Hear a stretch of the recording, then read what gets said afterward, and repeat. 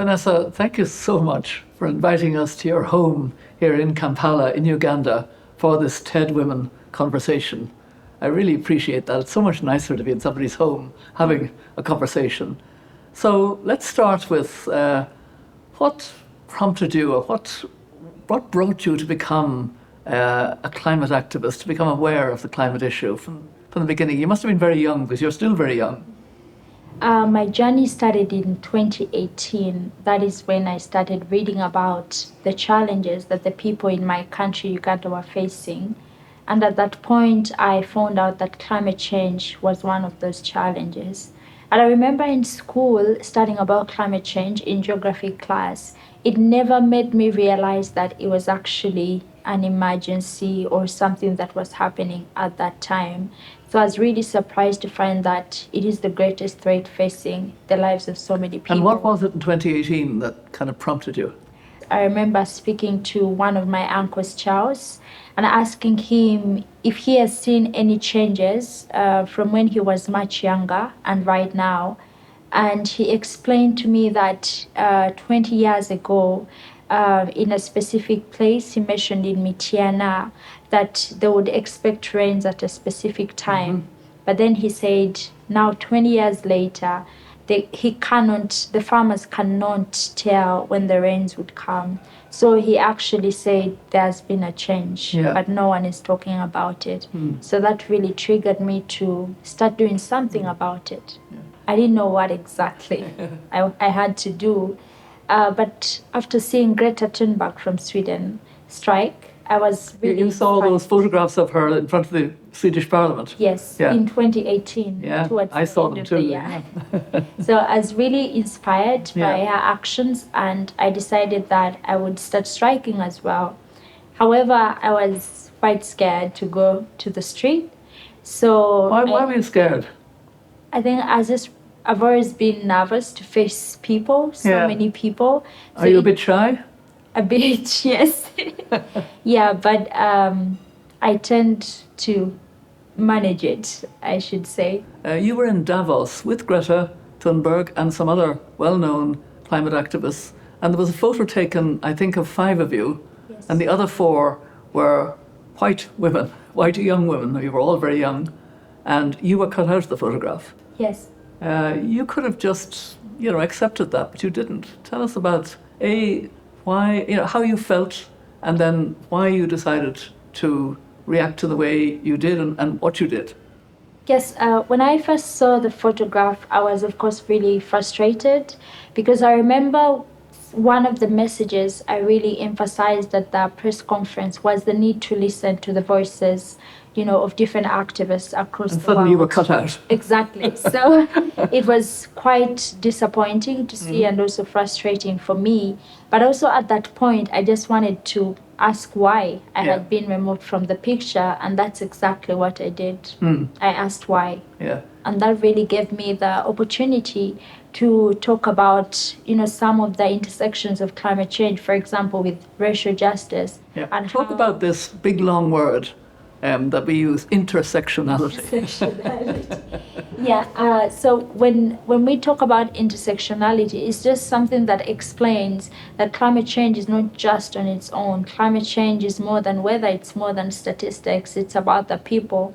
And when we bring in the conversation of intersectionality, it makes us talk about, things like poverty eradication. It makes us talk about racial justice in our fight for, climate justice. Yes.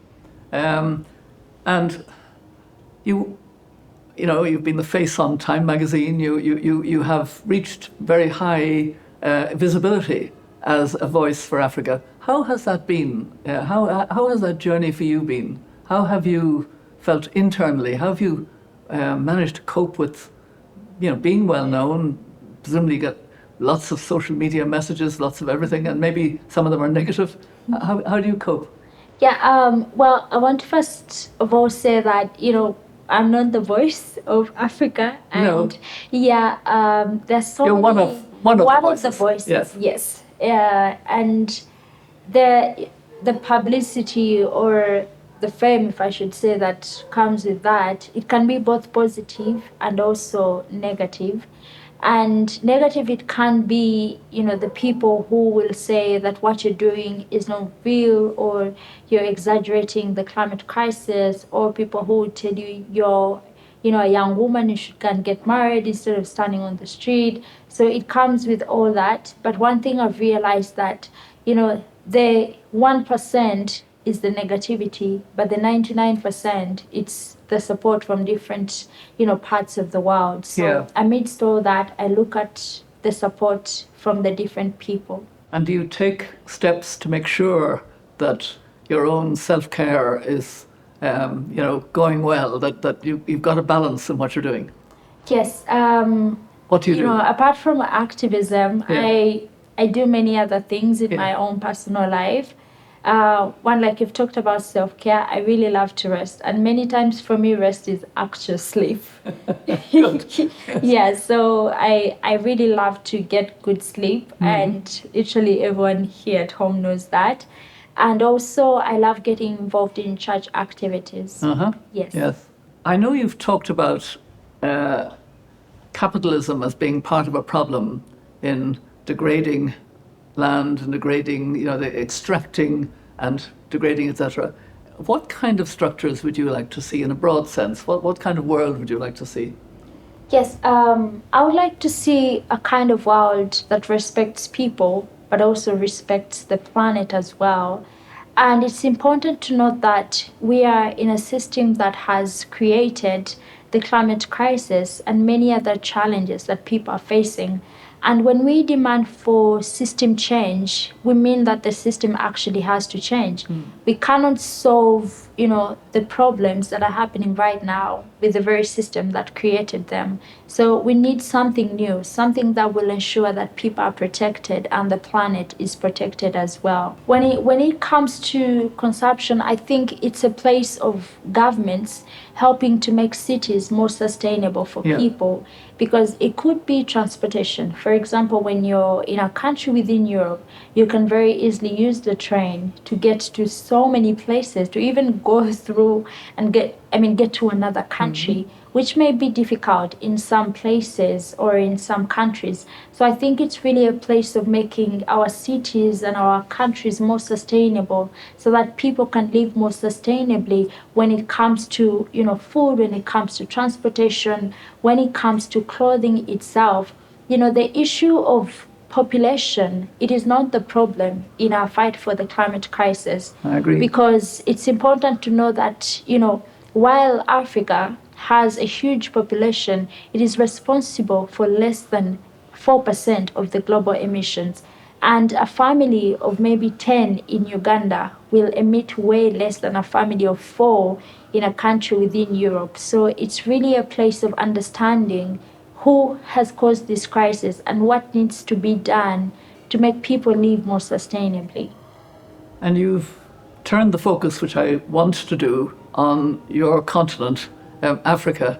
There are so many crises at the moment. There is, a food crisis, a fuel crisis, there was the COVID crisis, and a lack of equitable access to vaccines. Yeah. And behind that, and there all the time, and much earlier, has been the climate crisis. So how do you want the conference that we're going to see, the African conference in Egypt in November, COP27, how do you see the priorities? What do you want to see happen? But when it comes to loss and damage, the climate crisis is pushing so many communities beyond adaptation. When, a family loses a family member, you can adapt to a loss of life. You've talked about the food crisis, for example, in the Horn of Africa, that has left more than 20 million people with no access to food. You can adapt to starvation. When islands are being washed away and being submerged by flooding or by the rising sea levels, it's evident that you can adapt to lost islands or to sinking coastlines. So this is where loss and damage comes in. Yeah. One of the things about development is, industrialized countries built their economies on fossil fuel. And African countries have wanted to go as green as possible, but they haven't got the investment and support. And some countries want to go more into the gas they've found or the coal they've found, in particular gas more recently, and pipelines. Yeah. You've written about this. You feel very strongly about this as a young African climate activist. Tell us more. Yes, there is a very big challenge that so many African nations are facing right now. There is a pressure to transition to renewable energy. There's a pressure to lift people, out of energy poverty. But then there is no climate finance to do that. So what is happening is that fossil fuel companies are coming with all, these deals for the gas or for the oil in the different countries. Because they're finding it harder in other regions. Exactly. But then if the climate finance that is very much needed by these nations is delayed, they are being pressured to lift their communities out of energy poverty. So, that's what makes the climate crisis more than weather. So now there is an issue of energy poverty, and we know that millions of people across Africa have no access to electricity. So that's why the demands of climate finance are very clear. We need the money to help communities, those that are on the front lines, to help people, to lift people out of energy poverty, but in a more cleaner way while transitioning to renewable energy. And would you make any exception for, the possibility of clean cooking gas as a temporary just transition to help as one of the solutions, because there are other solutions to clean cooking, or getting, electricity into homes? I'm just wondering, are you of the view that there's no room at all, or because many people feel that developing countries should have some leeway, because for the very reason you gave, Africa is such a low emitter internationally, and yet has real development needs. And I'm not talking about new infrastructure. I'm talking about getting to people who need clean cooking or who need electricity in their home. Well, I think that when it comes to, clean cooking and getting electricity to people, still we have to take the renewable way. Unfortunately, gas is unsustainable and it can be very harmful to so many people. I know that when climate finance is made available, a lot of transformation can be made. I ran a project that I started in 2019, and it involves the installation of solar panels and eco-friendly cookstoves in schools in Uganda. I don't have, specific climate finance that is coming in for that project, but it's been different people that are supporting, online through a GoFund. And we've done installations in 31 schools now. They have access to electricity through solar. They have access to clean cooking through eco-friendly cookstoves. So I think the solutions are available. We just need political will and money to be availed. Yeah. So you would even say, that you wouldn't even have gas as a temporary just transition solution to help women, for example, in particular, to get more choices of access to clean cooking. We cannot with gas. I believe there are more sustainable ways to help women. Yes. So you're very firm. Yes. I'd love you to talk more about the Africa that could be there if we move more quickly. What would it mean? How do you see, for example, in wetlands, how do you see it in terms of what would change in cities? What would change? Yes, there'd be electricity in households, but how else could there be significant difference in jobs as well as in better livelihoods? Yeah, I'll start by sharing something I told a friend of mine while I was in Europe, and we were going to take the train from one country to another. And I told him that if I had lots of money right now, I would take this public transportation to my country, Uganda, as well. So I think those are some of the things that we could see happen if things start moving, to see that public transportation is made more accessible, is made more affordable, and also more sustainable for people. Because when public transportation is made, sustainable and affordable for people, it moves things very fast. Yeah. Because you can easily move from one place to another, but in the most sustainable way possible. So I think that when things start moving, actual money, because here what we are talking about is political will and making climate finance available. This is what will enable African nations build more sustainable cities. Yeah. You mentioned the project that you're working on in rural schools to have solar panels and a better cook stove system.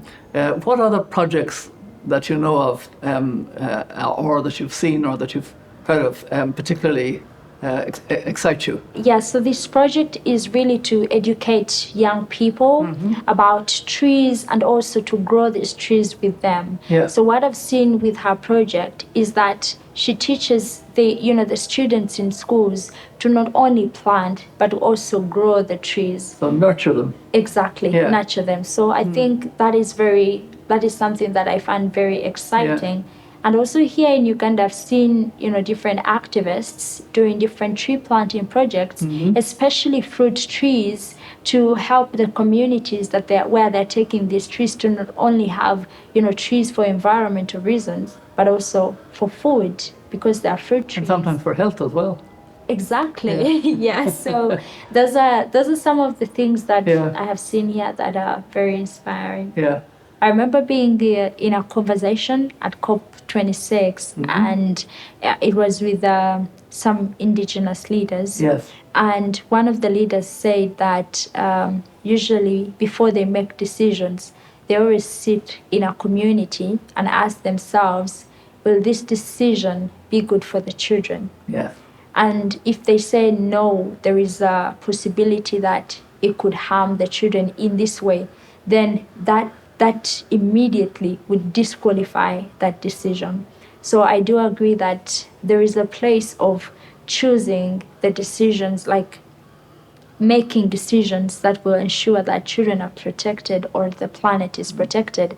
And also, just to add something, in scripture I've read that says, I've given you a choice of life and death. So you choose between life and death. So when I bring it to the climate crisis, we have a choice to either walk into a world that is beneficial for all of us, or a choice that will take us into the world that may harm some people earlier, but in the end, it will impact everyone. So I do agree that we must make a choice. But I like that wisdom that you shouldn't take decisions that may impact wrongly on future generations. Yeah. This gets back to your oil and gas in Africa. Yeah. It sounds, short-term, but it's not actually short-term, because putting in that infrastructure will take some years. And by that time, and then we know it's actually adding to the problem. Yeah. Yeah. So, it's a kind of very, very good point to think about the future impacts of all actions. Exactly. And the impact particularly on, as you say, children and grandchildren. Yeah. Yeah, I believe that all life on Earth is sacred, and I believe that there is an interconnection of all life on the planet. And just to really add on that, in my tribe, I'm Uganda by tribe, we have different clans, and I'm in the Njovu clan. Njovu means elephant. So recently I got to learn that, one of the reasons for putting the clans was to preserve wildlife. And what happens with the clans, it means if I am in the elephant clan, I cannot eat an elephant. I cannot harm or kill an elephant. So it will be the same for another person who is maybe in a lion club, and there are different clans. You find that there are different clans of tree species or plant species or animals or marine species. And in that way, that was the wisdom to preserve the different animals and the different plants and the different trees. So I do believe that in a way there is a connection between, the different kinds of life on this earth. And What I wanted to ask you about is the importance, if you think so, of intergenerational conversation. So I do believe that we need an intergenerational conversation to address the climate crisis, because I am not the first climate activist in the whole world. And I know that, the movement is not the first movement in the whole world. I know that there have been people who have been organizing and mobilizing, for so many years, demanding for, climate justice or a better environment for all of us. I know that you've been doing incredible work as well, for the environment. So I believe I have something to learn from you and many other people who started this work way before I did. And I also believe there is a place for them to learn from me as well. So I think it's a place of bridging the different wisdoms of the older generation and the younger generation to come up with that one conversation. Because, the fight is not just for the younger generation. The fight is for everyone. Yeah. So, Vanessa, how do you see the increasing climate shocks, basically, and impacting on the rights of people in African countries? Yes, I will first of all mention something I remember in school that was taught about rights. So being told that people have the right to clean air, or people have the right to water or to housing. And these are the very things that the climate crisis is destroying. When it comes to water sources, we know that for so many people, so many communities, when they experience dry spells, they have to, walk long distances to look for water. And, when it comes to housing, we know that many people have lost their homes because of flooding, because of landslides. We've had, recent floods in the Mbale region here in Uganda, and thousands of people were displaced and their homes were destroyed. So it's really a place of understanding that the very rights that we were taught in school, they are being affected by the climate crisis. Many times women are on the front lines of the climate crisis, and this is because for many communities, women have the responsibilities of providing food, providing water. Many are farmers, aren't they? Exactly. So when, crops are drying because of, too much heat, it's the women that are on those farms. When the farms are destroyed or washed away, it's the women that are impacted. They're the ones working on those farms. When water sources dry up, it's women that have to walk very long distances. For some communities, it's even worse for, children, especially girls who have to drop out of school. Some are forced into early marriages, because their families can't take them to school anymore. And when they get them married off, they expect a bride price that can help them recover from the climate impacts. So it's really evident that the climate crisis disproportionately affects so many girls and so many women across Uganda, across Africa, and across the world. I wonder what kind of message you would give, just at the end of this conversation, a final message of what action everybody can take. And now I'm not talking about Africa, I'm actually talking more about the world that needs to move more quickly out of fossil fuel, for example. But what message would you have for those who are listening to this conversation? Yeah, I'll first of all say that many times, the climate crisis seems very complex, and many people want to do something, but they don't know exactly what they can do. But there's so many things that can be done, and we all won't do everything, but it's finding that thing that will transform something. No one is too small to make a difference, and no action is too small to transform the world. It's like we are all one body, and every part of that body has different actions. So it's a place of finding your part and lot in the body and say, I will do this. That if you are in law, we did an event about law together. Yeah. So if you were COP26, at COP26, so if you are in law, you can find your place in what you're doing, that as a lawyer or as a judge, you're going to support different activists, because we've seen activists take, different cases to court in regards to climate issues. That if you are a teacher, you're going to use your space as a teacher in school to teach the students, to tell them not only about what is happening, but about what they can do. So it's really a place of finding your part in the body and just doing your part. Because in the end, when we put all the different actions of the different members of the body, we actually transform the whole world. Yeah.